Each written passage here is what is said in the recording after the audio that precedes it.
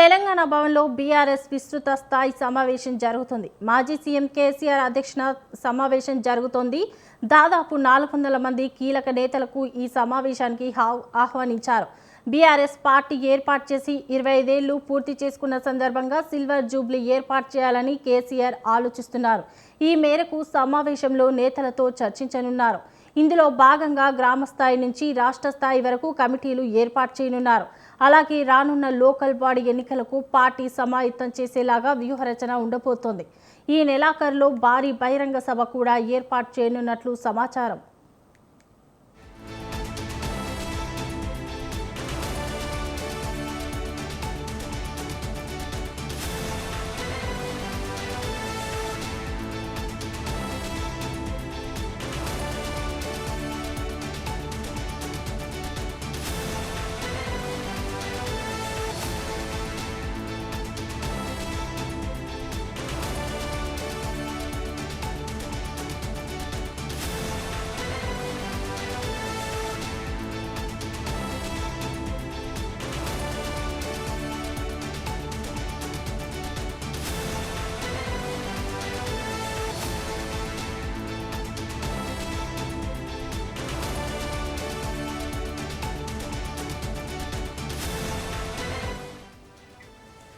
తెలంగాణ భవన్లో బీఆర్ఎస్ విస్తృత స్థాయి సమావేశం జరుగుతోంది. మాజీ సీఎం కేసీఆర్ అధ్యక్షత సమావేశం కొనసాగుతోంది. దాదాపు 400 మంది కీలక నేతలకు ఈ సమావేశానికి ఆహ్వానించారు. ఇక ఇదే అంశంపై మరింత సమాచారం మా ప్రతినిధి సవీన్ అందిస్తారు. చెప్పండి సవీన్.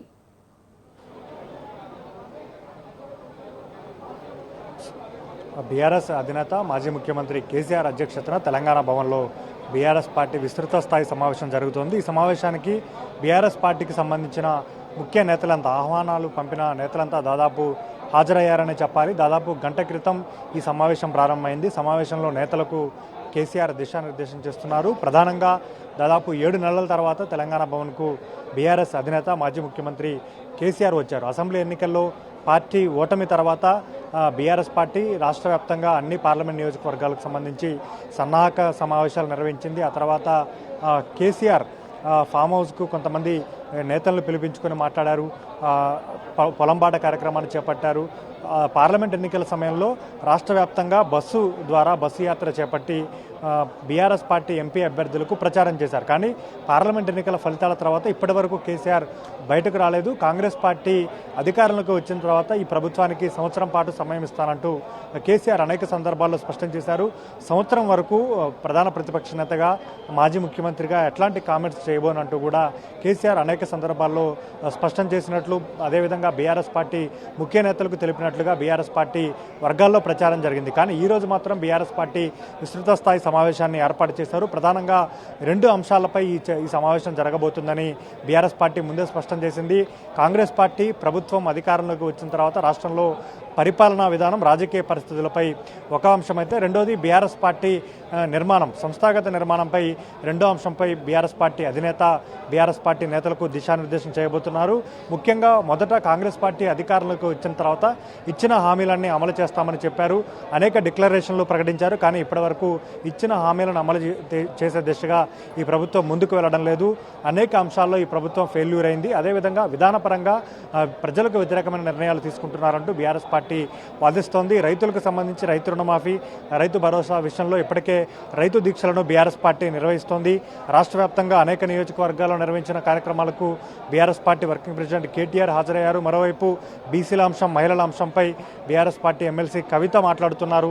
ఇక హరీష్ రావు రాష్ట్ర వ్యాప్తంగా, ఉమ్మడి మెదక్ జిల్లా వ్యాప్తంగా పర్యటనలు చేస్తున్నారు. ఇప్పుడు బీఆర్ఎస్ పార్టీ అధినేత కేసీఆర్ ఈరోజు సమావేశం ఏర్పాటు చేసి రాష్ట్ర ప్రభుత్వంపై, కాంగ్రెస్ పార్టీ ప్రభుత్వ విధానాలపై మాట్లాడడంతో పాటు పార్టీ నిర్మాణం, ముఖ్యంగా ఫిబ్రవరి నెలాఖరున కాంగ్రెస్ పార్టీ ప్రభుత్వ వ్యతిరేక విధానాలపై భారీ బహిరంగ సభ నిర్వహించాలని భావించినప్పటికీ ఏప్రిల్ 27వ తేదీన బీఆర్ఎస్ పార్టీ పార్టీ ఆవిర్భావం జరిగి 24 ఏళ్లు పూర్తయి 25వ సంవత్సరంలోకి అడుగు పెడుతుంది కనుక సిల్వర్ జూబ్లీ ఉత్సవాలను నెల రోజుల పాటు ఘనంగా నిర్వహించాలి.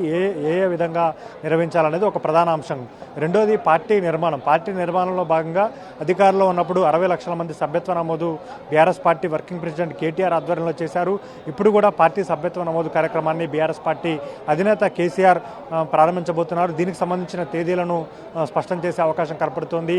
కమిటీలు ముఖ్యంగా బీఆర్ఎస్ పార్టీకి సంబంధించి గ్రామ స్థాయి నుంచి రాష్ట్ర స్థాయి వరకు కమిటీల నిర్మాణం, అనుబంధ కమిటీల ఏర్పాటుతో పాటు బీఆర్ఎస్ పార్టీకి సంబంధించి మండల, నియోజకవర్గ, జిల్లా, రాష్ట్ర స్థాయిలో శిక్షణ తరగతులు వీటన్నిటిని ఏర్పాటు చేసి ఇప్పటి నుంచి అంటే మార్చి నెల నుంచి సెప్టెంబర్ వరకు ఈ పార్టీ సంస్థాగత నిర్మాణంపై బీఆర్ఎస్ పార్టీ అధినాయకత్వం పూర్తి స్థాయిలో దృష్టి సారించబోతోంది. ఇక ఏప్రిల్లో సిల్వర్ జూబ్లీ సందర్భంగా భారీ బహిరంగ సభ నిర్వహించాలా, ప్రతినిధుల సభ నిర్వహించాలనేది ఈరోజు కేసీఆర్ నిర్ణయించబోతున్నారు. ఇక సెప్టెంబర్లో పార్టీ అధ్యక్ష ఎన్నిక ఉంటుంది కాబట్టి ప్రతినిధుల సభ అప్పుడే పెట్టి ఏప్రిల్ 27వ తేదీన సిల్వర్ జూబ్లీ సందర్భంగా పార్టీ ఆవిర్భావ దినోత్సవాన్ని పురస్కరించుకొని భారీ బహిరంగ సభ ఏర్పాటు చేయాలని కూడా బీఆర్ఎస్ పార్టీ భావిస్తోంది. అందులో భాగంగానే ఈరోజు జరిగే పార్టీ విస్తృత స్థాయి సమావేశంలో హాజరైన బీఆర్ఎస్ పార్టీ నేతలకు ఎమ్మెల్యేలు, ఎమ్మెల్సీలతో పాటు ఎంపీలు, మాజీ ఎంపీలు, మాజీ ఎమ్మెల్యేలు, మాజీ ఎమ్మెల్సీలు, రాష్ట్ర స్థాయి కార్పొరేషన్ మాజీ చైర్మన్లతో పాటు జిల్లాల్లో వివిధ స్థానాల్లో ముఖ్య స్థానాల్లో ఉన్నటువంటి నేతలంతా ఈ కార్యక్రమానికి హాజరయ్యారు. కాంగ్రెస్ ప్రభుత్వ విధానాలపై క్షేత్రస్థాయిలో ఏ విధంగా పోరాటం చేయాలి, రాబోయే రోజుల్లో లోకల్ బాడీ ఎన్నికలు రాబోతున్నాయి. ఇది బీఆర్ఎస్ పార్టీకి కీలకంగా మారాయి. గ్రామ పంచాయతీ ఎన్నికలు, గ్రామ పంచాయతీ ఎన్నికలు, ఎంపీటీసీ, జెడ్పీటీసీ ఎన్నికలు రాబోతున్నాయి కాబట్టి ఈ ఎన్నికల్లో కాంగ్రెస్ పార్టీ ప్రభుత్వ వైఫల్యాలను ప్రజల్లోకి తీసుకెళ్లడం ద్వారా మెజారిటీ లోకల్ బాడీ ఎన్నికల్లో బీఆర్ఎస్ పార్టీ గెలిస్తే కాంగ్రెస్ ప్రభుత్వం పని అయిపోయినట్లేనన్న సంకేతాన్ని ప్రజలకు ఇవ్వవచ్చని బీఆర్ఎస్ పార్టీ భావిస్తోంది. వీటన్నిటి అంశాలపై బీఆర్ఎస్ పార్టీ అధినేత కేసీఆర్ పార్టీ నేతలకు దిశానిర్దేశం చేయబోతున్నారు. Right, thank you Saveen.